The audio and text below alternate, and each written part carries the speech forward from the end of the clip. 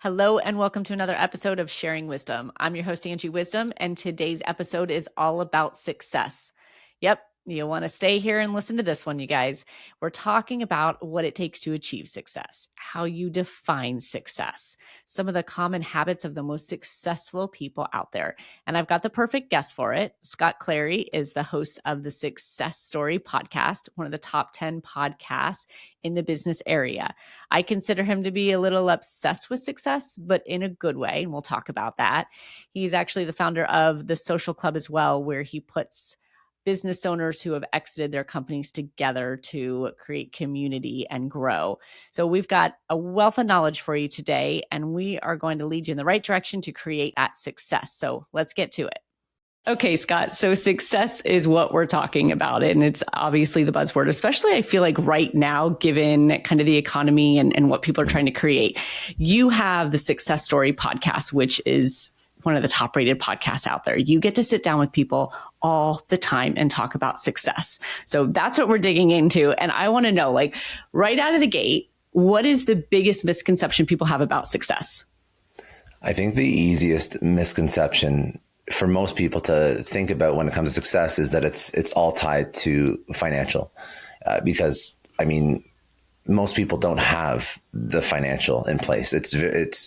It's difficult. It's hard. It's confusing. It's especially now post COVID when a lot of people got laid off. It's easy to think that, oh, if I just had money, and that's an easy, sort of pathway to success. But what you do realize very quickly is if you just focus on money, you will have more comfort in your life, but there will be a lot of other things that can go wrong. So if you sacrifice your relationships for money, if you sacrifice your health for money, and I think that that's something that it's okay to pursue money and to build and to want to hit financial milestones, because again, it affords you a lot of opportunities. But the main takeaway is do not sacrifice everything in your life for money. And it may seem obvious, and everyone who has built something will tell you immediately that it's very easy to start to sacrifice things when you're pursuing money, because in the pursuit of a job that pays a significant amount, or in the pursuit of building your own business, there will be a season of your life that is unbalanced. I don't think that balance is a goal that you are able to achieve for the entire time when you're building. So if you want to build a multi-million dollar, if you want to build a company that's worth tens of millions, hundreds of millions, if it ends up being, you're in the 0.001% and you build something that's worth $1 billion, there will be seasons of your life, parts of your life that are very unbalanced. It is just the way that it is. And you'll lose a lot of the other things that you should have tried to hold on to. So I think really what success is understand your number. Understand the amount of money that you actually need to make to enjoy life, to live in the city that you want, to afford your family the opportunity, the vacations, whatever it is. Because once you hit that number, then you'll realize that you should have paid more attention to your health, and you should have paid more attention to your family, and you're, 3 divorces later, kids hate you. That's not a version of success that anybody enjoys. Right, so yeah. I think that I want more people to focus on the holistic version of, myself included. It's not easy. I'm giving advice that I have to listen to myself sometimes because I also lack balance. But I think that if more people just ingrain in their head, like build while trying to build, understanding that some things will suffer, but don't let them go completely.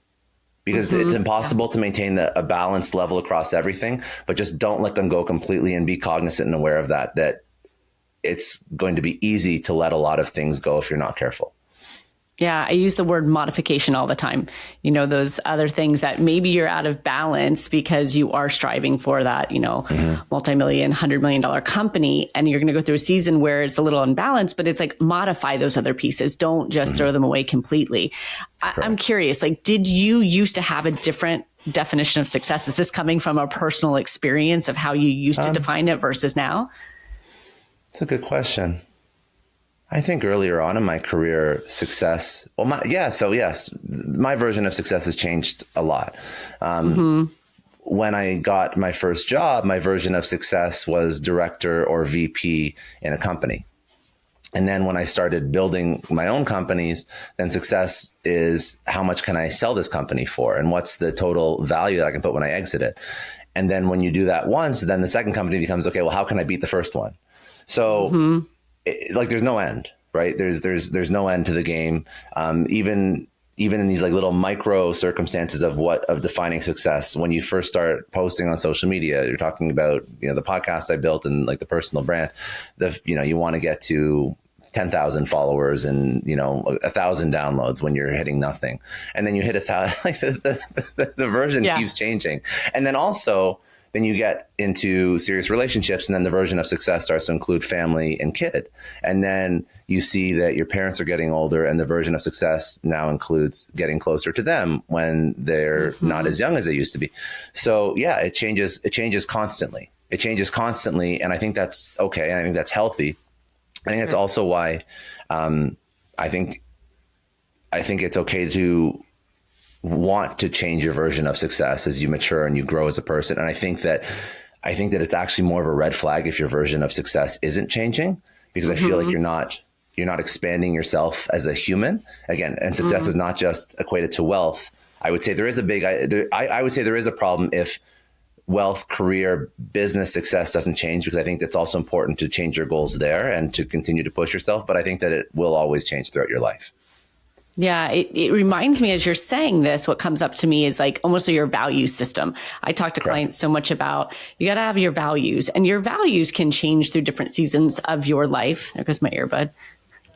Your values can change through different seasons of your life transitions, right? Like you bring in the kids or you get a company.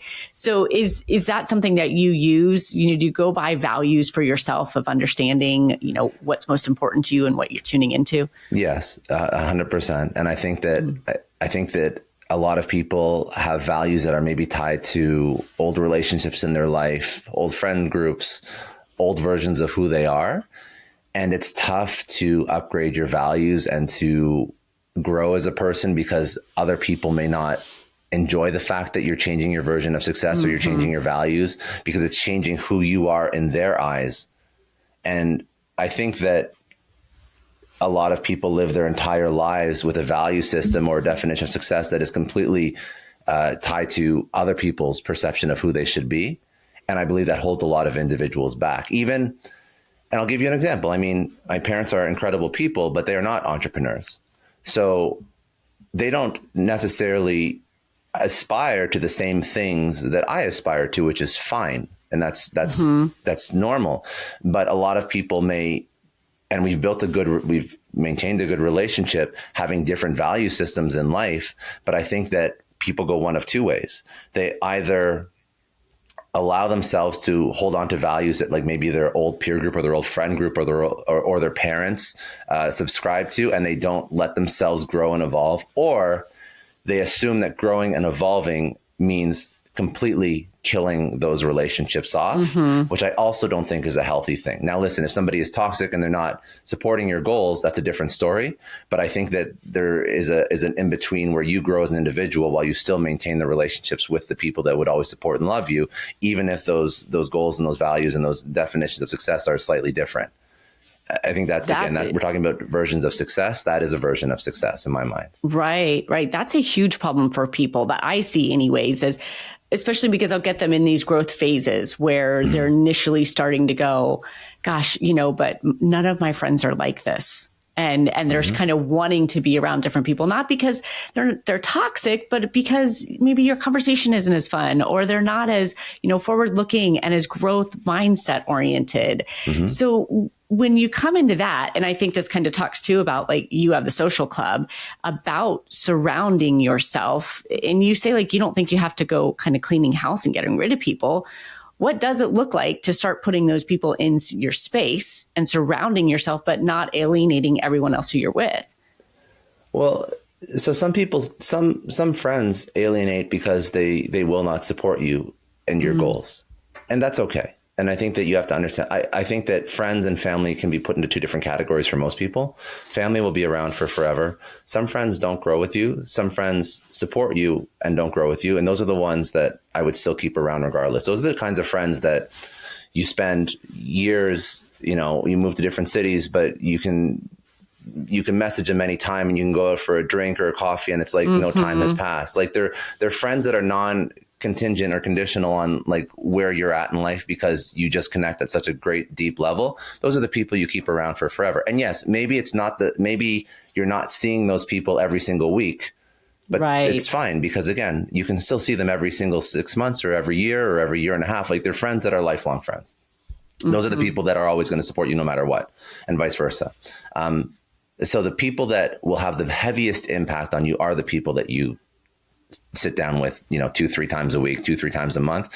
Those people, I do believe, have to be, I would say the majority of those people have to be either where you're at or a few steps ahead for growth-minded individuals, because these people will now be, an aid. They'll be helpful in getting you to the next level and supporting you in your development, business, personal. So I think that you have to be strategic about the people that you surround yourself with every single day, because they will have the biggest impact and influence on you. So that's something that I do subscribe to. Like if you are, again, it's fine to spend time with friends every month, 2 months, maybe 3 months, 4 months that are happy with their life and their job and their career. And that's no problem. But I would not be going out drinking with like high school, university, college friends, like 3 nights a week, because that's valuable time that you're allocating to people that are not pushing you to be better. Right. So I think that's where people get it screwed up. People are very all or nothing. It's like, if I can't drink 2-3 nights a week, then I'm never going to see this person again. That's not a normal relationship. So 2-3 nights a week, spend it with people that are, again, at your level or slightly, just beyond where you are right now, because those will be the people that push you and hold you to a higher standard. And then you have those friends that, drink once every, 3 months, 6 months, no problem. Right. It goes back to like healthy balance. It's just healthy balance. That's it at the end of the day. So true. Do you find, because you talk to obviously a lot of successful people, but do you find that most successful people, maybe not where they are now, but originally where they started, they have a mentality that they can do it alone. They're challengers or achievers. So they're often like, I'll figure it out. I know what I need to do. Like you just tend to be a little bit more independent if you're successful and you're achieving, but there's only so far that gets. Do you find that in your experience when you talk to people? Yes. I think because as you go and build something incredible, I think that you realize that a lot of people will let you down along the way. It's just, it happens. It's unfortunate it happens, but people let you down. And the people that are the most successful just trust themselves and count on themselves to figure it out, regardless of what happens in their life. I think that the ability to trust yourself to figure it out is a superpower when it comes to building anything meaningful, because I am of the belief that if you commit 10 to 15 years to any single thing you're trying to figure out, you will be some version of successful at it. If you're smart, if you iterate, if you have feedback loops that sort of show you what's working and what's not, and then you act on those feedback loops and you improve, like over the course of 10 to 15 years, if you're just trying to figure it out yourself, you will be successful. So I think that counting on yourself and trusting yourself, it's a very solid business strategy.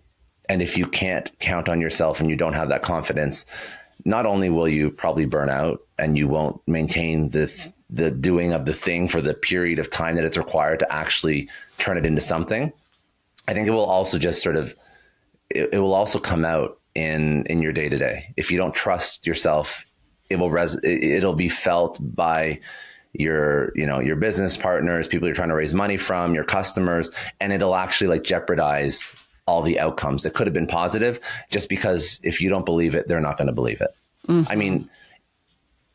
Even let's like take it down a notch, not even somebody who's trying to build a business. Like if you're a salesperson and you don't believe in the product, very few people are nuts enough where they can actually sell a product that they don't believe in. I think it wears on your soul. Like it really wears on your soul to the point where it'll start to come out in your conversations.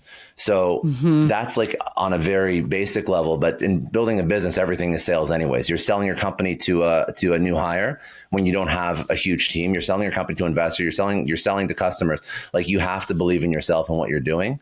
And I think that everybody who has built anything significant, they have a little bit of delusion in what they're building is going to change the world. I think you have to have a little bit of delusion, because if you were too logical and you looked at like pure data, you would never build anything significant, because data shows that you have a significant chance of not building it. Like, the odds are always stacked against you. So you have to have this like delusional confidence in yourself. I can't remember who. I think it was Bezos. Let's just tie this to Bezos. He has a lot of good quotes. Like, it could have been him or someone else. Because I'm really liking it. I love this quote. I'm like a little delusional. No, it's the concept of, when you're building anything, you have to believe that the decisions that you're making and the things that you're doing right now are correct, based on all, and they could be incorrect in the future, but based on all the inputs and all the information and all the past experiences, what you're doing right now is the correct thing. And you have to believe that. Because if you don't believe that what you're doing is the correct thing, you will never build anything significant, because it won't make sense to you. Your brain will hijack your success. So you need a little bit of delusional confidence in what you're building, in the decisions you make, and who you are, to make the call, to do the thing that's going to take the business or take you to the next level. So yes, long-winded answer, but self-confidence is the most important thing. It is. It really is. But there's got to be some point, because you're even living this now, that the achievers, the challengers, that success-oriented mindset that has been so independent hits a wall where they're like, I need people around me. I need community. I can't do this alone type of thing, where you shift away from that independence to knowing that, like you said earlier, the people that are maybe a couple steps ahead of you, or the people, at the same place, that's going to make a drastic difference in your success. Oh, of course it will. And by the way, even when you find those people, like, obviously, if you're building a company, you have to hire people that are smarter than you. You have to hire A players. If you're looking for mentorship or guidance, or just like a peer group, you're finding people that are slightly, but you still, and you like take in their wisdom and you take in their experience, but you still can't let that self-confidence slide. Like, if you look at even like, Elon or Bezos or Zuckerberg, like, they all have boards of incredibly brilliant people, but they still have faith in themselves. And I think that's actually very important, because no matter what, you'll always have good advice and mentorship. But at the end of the day, I think most people know what to do. I truly do believe that most people actually do know what to do.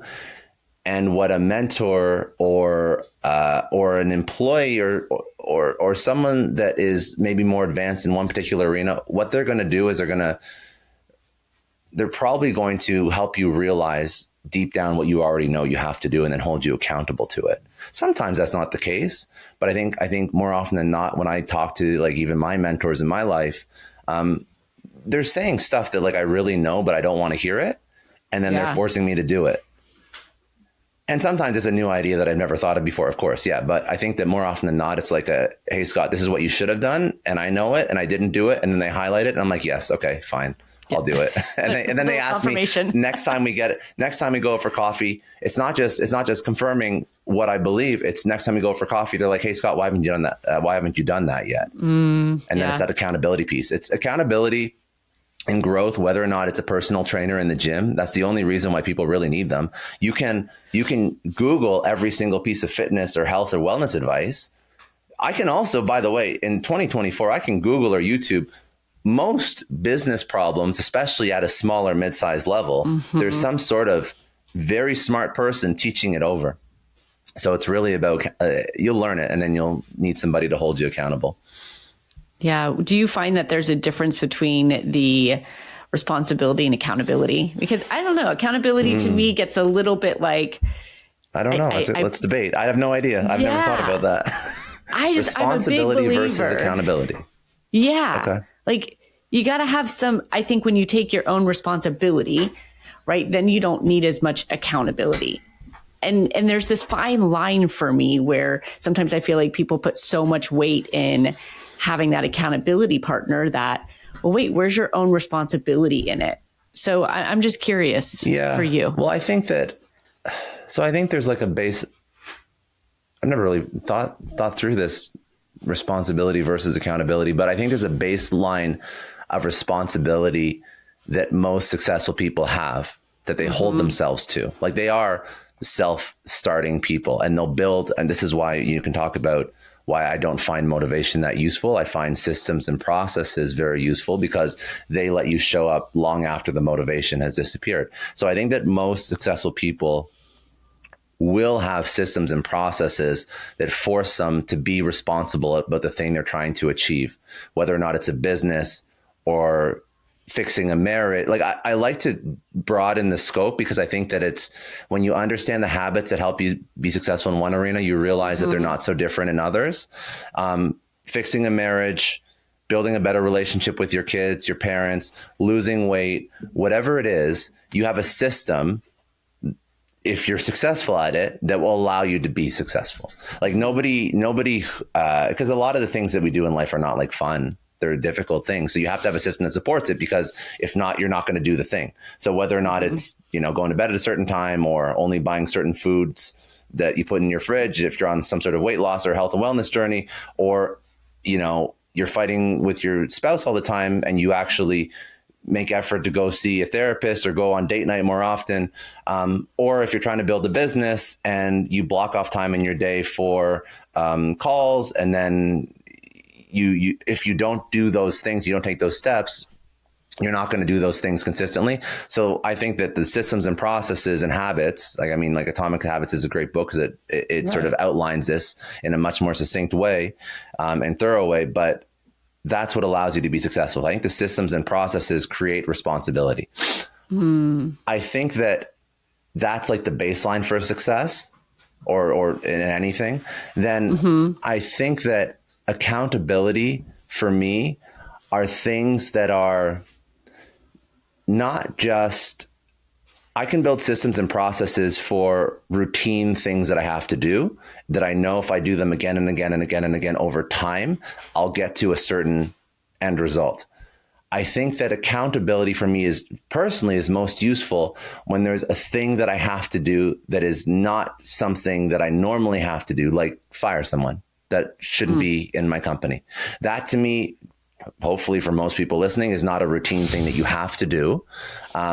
So if you're having a conversation about why your CMO is effing everything up and you're not firing them because you don't like having difficult conversations and you're worried about lawsuits or paying out severance that you can't afford, whatever it is, I think that that's where accountability for super uncomfortable situations that can really move the needle that are not the norm, that could be helpful because that's something that there's no amount of, there could be process around it, but it's probably not something that you have to do every single day. Really. Great distinction. So that's how I would look at responsibility versus accountability. Yeah, that's a really great distinction. I feel like sometimes people use the accountability as responsibility. I need to make sure that somebody's like, holding me accountable to and then the you're food trying to get I somebody eat, to, yeah. Like and no one else should be like, running your basic life. I disagree with that.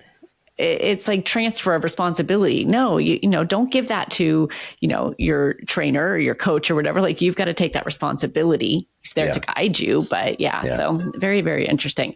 So for you, you obviously I don't know, I call you kind of obsessed with success. That's a horrible tagline. You think so? Obsessed with success? I think, listen, whatever. Sure. I think it's just bad because I think that success is not success. Obsessed with success, I think, again, it goes back to people's incorrect understanding of what success is. So if you put that, on a slide with my face, everyone's going to think that I'm like just trying to like chase after as much money as possible. Right. I think that that's probably not because it's just how it's interpreted. But yes, I think that success across all areas of my life is something that is very important to me. Like I am somebody that does sort of push for more all the time in everything, not just business. But I think that's a healthy attitude, because I think that humans were put on this earth to continue to grow. I mean, without the medical evidence to back it up, I mean, you see people after they retire, they start to go downhill quite quickly. So when you have no more purpose in life and you're not growing and you're not pushing yourself, I don't think that's the way people are supposed to live. So I think that if you aren't trying to, not even like by leaps and bounds, even incrementally growing, I think that's the healthiest way to live in everything, in career. And like, that's why, like, when parents retire and you want them to do something that's going to challenge them still, not because you don't want them to be bored. Of course, being bored is not good, but I think that it helps you live longer to push yourself in a healthy way. 100%. I agree with that. And I'm laughing at you going like, what? Or obsessed with success. I have to like condition that a little bit. Yes. And I mean it from the standpoint of like, not that you just always want to achieve and like you're obsessed with it and you leave everything else behind, that almost an obsession of understanding it, yes. and defining it. Success, I believe, is defined differently for every single person, right? Some people are out there defining it just by money. Some people are defining it by experiences they have with their family, how they live. But you have this like deep desire to understand it from different people's perspective, to understand the habits it takes, all of that. That's the obsession I mean. And so I'm curious, like, I'll take that. Yeah. We'll make sure we get all of that in there, right? We won't just give you the tagline. Deal. Maybe it's obsessed with understanding success. Well, I'll tell you, obsessed with success will get more clicks because they'll think I'm some asshole that just cares about money. But then they can go listen to the whole podcast. So that's fine. We'll have that tagline, like, it's not what you think, right? It's not exactly. Not what you think. I'll have to tune in. What sparked that for you? I think that I was very obsessed with reverse engineering how people achieved where they were at. Because reverse engineering anything, fitness goals, business goals, relationship goals, I found that we put people on pedestals too often. And it could just be that I'm, again, a little bit delusional in my own ability. But I truly believe that if anybody has achieved anything by reverse engineering how they got there, you could achieve maybe not the same result, because there's luck involved in a lot of these things. But luck only plays a certain piece of it. So if I reverse engineered, I'll give like a super like audacious, outlandish example.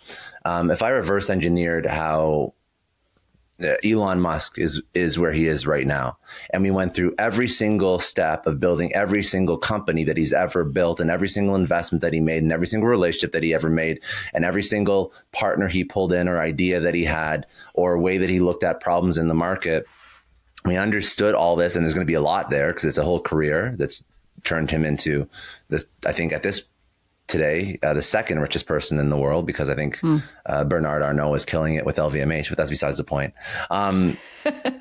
If we reverse engineered everything and we tried to execute, I think that you would end up in a pretty damn good spot. You wouldn't be him because there's a lot of luck and timing involved, but you would have wealth beyond your wildest dreams, and you would be probably land in a spot that's even a little bit less comfortable than, not less comfortable. It would be an uncomfortable spot you would land in because of the business success that you had. Probably more than you ever thought. I mean, like, I think you would build a multi-million dollar company in some capacity. And then you would probably build a second one because you would just follow the footsteps and you'd understand how he thinks and how he approaches problems and how he builds. And it's like, it's ridiculous to think until you actually break it all down. Kind of like if you look at a cover model on a fitness magazine and then you realize that they've been eating this and working out this much and doing these exercises and maybe doing these drugs, regardless of whether or not you like it, for the past 10 years. And if you emulated all those things for 10 years, and by the way, don't, because I don't think that a lot of fitness models are actually an epitome of health, but that's besides the point. If you did that, you would look pretty damn good. So I'm not saying that you'd be winning Mr. Olympia, but I'm saying that you look pretty good. So I don't think that life is as difficult as a lot of us think it is, because we see the end result and we have a hard time. From where we are to the end result is like it's like gray box that we cannot see into, or the black box or whatever. We can't see into this, like this process. So I was obsessed with unpacking and reverse engineering how people got to where they are, because I did it in my own life. It created a lot of great things in my own life. And then I was like, well, I'm a marketer. I know how to build an audience. Let me see if I can provide some value to the world through doing this and teaching people that are earlier on in their life how this person did this, and reverse engineer that story. And hopefully that hits home with somebody who's earlier on in their career. And as opposed to looking at their career like this, like black box that they can't see the end, they can now see how founder of Netflix or founder of Reebok or whoever, pick a name. Those are obviously two very impressive ones because I'm plugging my podcast, but you pick someone and then you can see that, okay, they achieved this, but like the steps are there.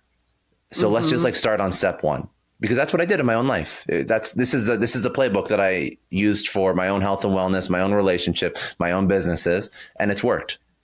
I mean, I'm not Elon Musk, but it's done okay.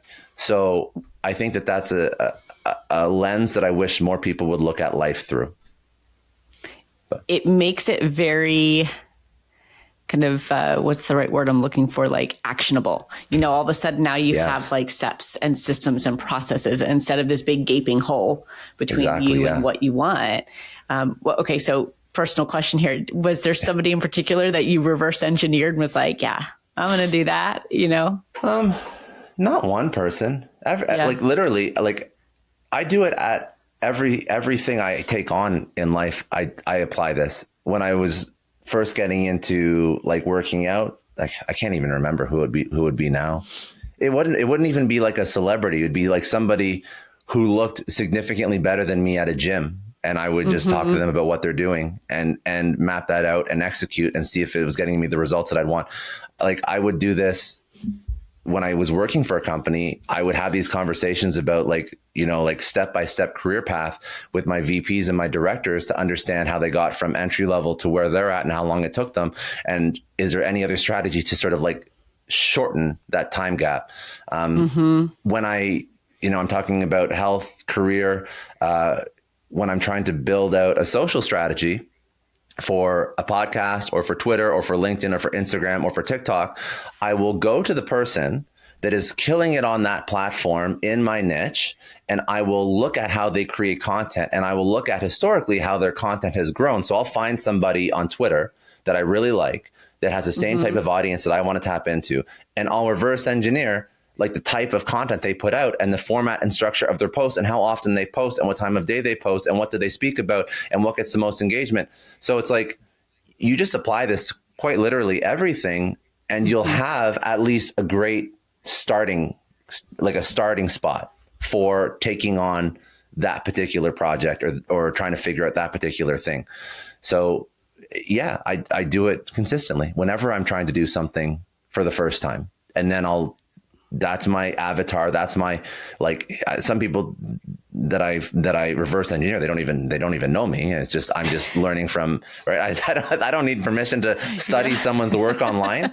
I don't need permission to do that. So I'll just unpack what they've done. And that's where I start from. And then again, you understand, is it working for you? Is it giving you the results you want?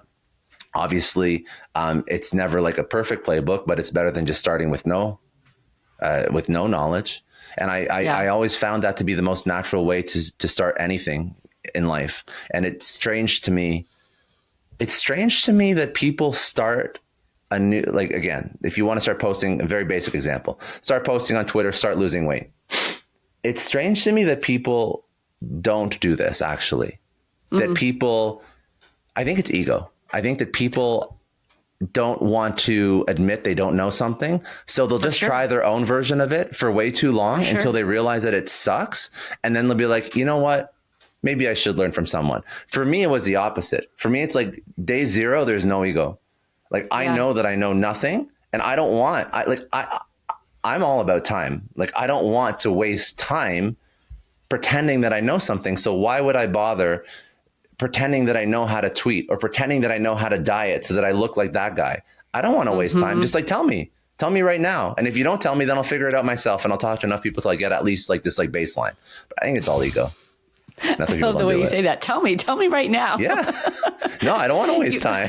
The funny thing, I was writing some notes down when you were saying that. And the first thing that came to my mind was like, what the process you're talking about, you have to have an immense amount of like vulnerability and curiosity, like drop the ego and just be curious. And that's what gets in people's way is, they don't want to ask a question because then it means they don't know. And, but it gets in everyone's way. You look at, I bring it back to like I'm a marketer, so I bring it back to social a lot. And look at what Duolingo did. Like I don't know how deep you are into social, but Duolingo is like a language translation app, and they have this ridiculous TikTok, and they've won marketing awards for how much they kill it. And they do these ridiculous skits that are like mega inappropriate. It's doing very well for them. Basically, they're killing it. People know the stupid green Duolingo owl that does ridiculous stuff in the office, and it's just fun. How many companies after being around social with hundreds of $1 million marketing budgets still post like the worst shit online that makes you never want to interact with them ever? Right. Like, how does this exist in real life? How does this exist when you have a 1,000-person marketing department that you still don't understand that you have to be a more approachable brand, that you can create content that isn't like boilerplate, boring, like putting people to sleep? It's just, I don't understand it. And maybe in some industries, it's like a regulatory compliance. We don't want to get sued for saying the wrong thing, but I don't think that's I know it's not every industry. So some people choose to be boring because they don't want to switch it up, or they don't want to admit they don't know what they're doing, or they don't want to try something that's new and novel. But I mean, that's how you win in life, in business, at a corporate level, at a personal level. Like, you have to humble yourself. And the CMO that has 40 years of experience that can't humble themselves to try how to figure out TikTok, yeah, they're going to be okay for now because they're probably doing like whatever X billions of dollars in revenue. But I mean, also like Blockbuster, like the taxi industry, like you can name companies that were completely displaced because they did not stay with what the times. Right. And that there's a lot of product issues with companies that were basically wiped out.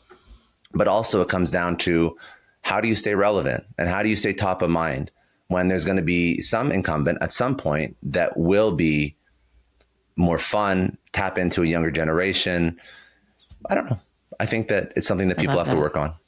I love that. Yeah, you got to be humbled. It really is. And there's that fine line too, I think, for some people where it's like, well, I don't want to copy somebody.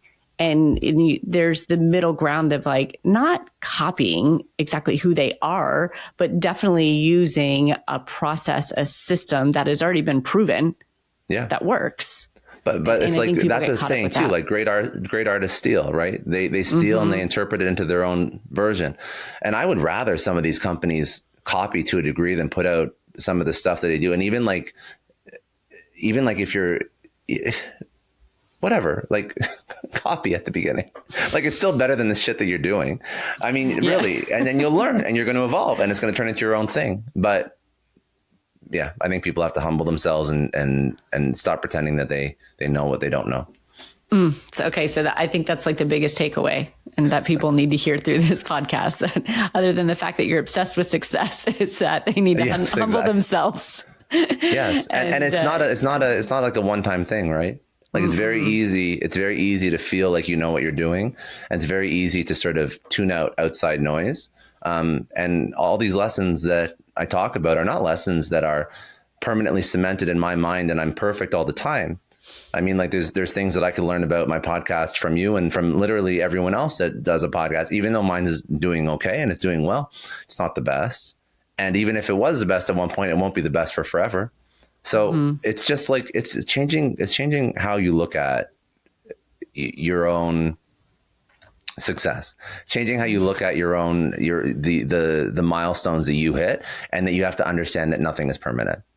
Yeah. And if you approach life through that lens, then I think you'll be a better person, because you'll always be looking to learn and to be curious and to upskill and to grow, even if you're at close to the top of your game, which I don't pretend like there's like, look at the Lewis Houses and the Tom Billius and the Tim Ferrisses. Like, there's always more levels. And then, even them, I'm sure there's going to be another podcast, hopefully mine, maybe someone else's in 10 years, that is going to be even more recognizable than all those names. So you just got to, always evolving. And as you were saying that, I was like, you just have this real love of learning that you exude. And that's, I think, where people need to focus. Yeah, I think so too. So I want to kind of wrap up and ask you something. You talk to so many, how many podcasts have you done? I've done about 400 interviews, and then I've done, I don't know, another 60-ish solo pieces. Okay. Like pushing about 500, 450, 500-ish.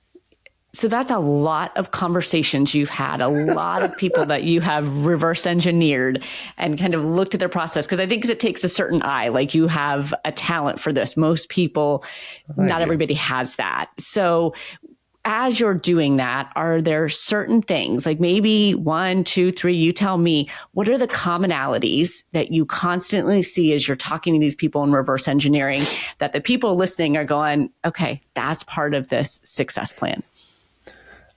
We touched on one, the ultimate belief in yourself. I mean, that is across every single individual. I think that's probably the number, even if they're not aware of it, that's the number one thing that drives their success. Okay. What else is, I'm trying to think what else is a commonality. Belief in yourself. We touched on them all. Okay, so I'll recap, because we have touched on a lot of the ones that are actually very important.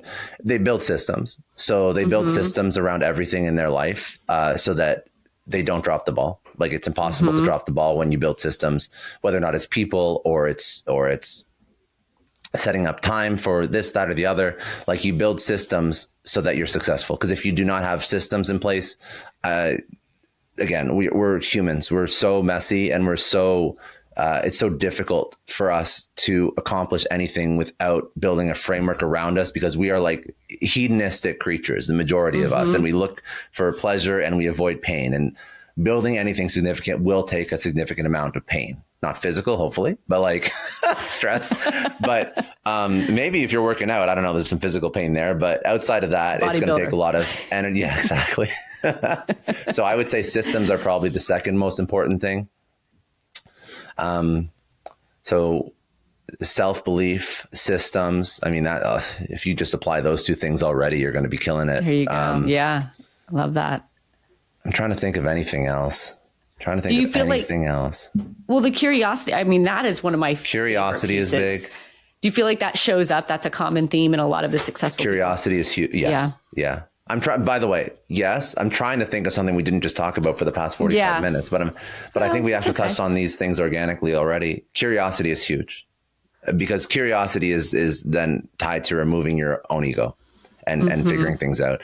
And like, I mean, some people will say they're self-made, but nobody's self-made, obviously. There's no such thing as a self-made person. Even somebody who built their own company from scratch, didn't take any on outside money, and just grew it to whatever, pick any number. They're still not self-made. I mean, whether or not it was employees or partners or mentors or advisors, like you gotta remove your ego. Even the people that are at the top, that they seem to have an ego, they have an ego maybe as a public persona, but I can guarantee you when they're in the rooms with the right people that they know can help them along, that ego's gone. So you pick the most ego-driven entrepreneur that you can think of, and in the right room with the right person, there is no ego, because with ego, there wouldn't be a business, because you never listen to anyone, and you can't be an expert in everything. That's so interesting. You brought that up, because we can all think of certain names, right? Of course we can. People go, oh God, he's got such an ego, but maybe that's the TV persona, or well, it's a persona. It's a persona PR. because I think that in most things that person or persons, they're incredibly proficient. But think about some of the things that these people do. They don't know how to do these things themselves. Like they don't. So whether or not it, doesn't matter who the people are, doesn't matter. Like there will always be somebody that is going to be far superior to them at what they're good at. And when those two people sit across the table from each other, there's zero ego.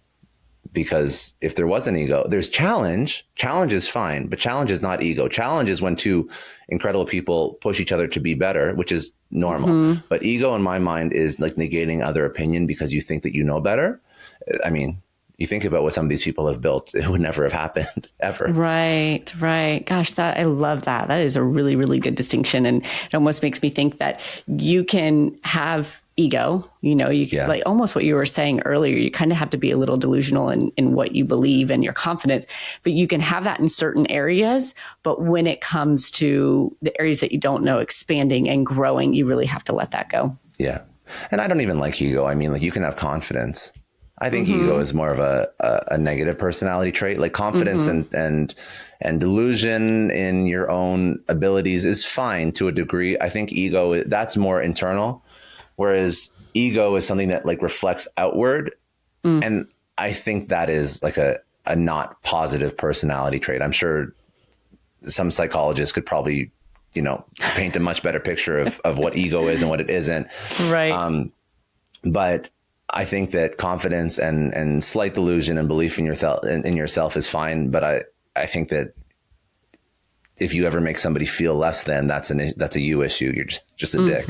But still, if you do want to build something huge, if you are that kind of person who is very much full of themselves, I mean, there's a cap on what you can build.